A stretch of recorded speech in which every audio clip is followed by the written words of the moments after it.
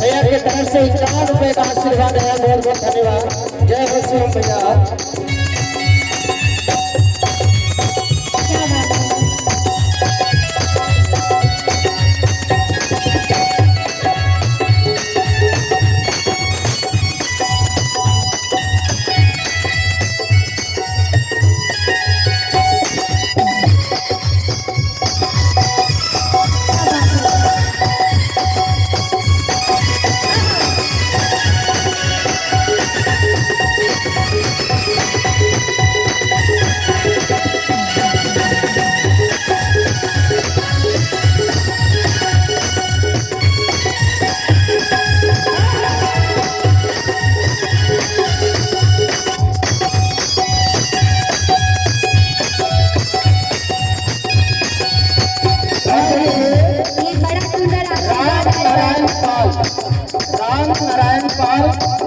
उनके चाचा सुरेश पाल संजय का उनके तरफ और एक करेला।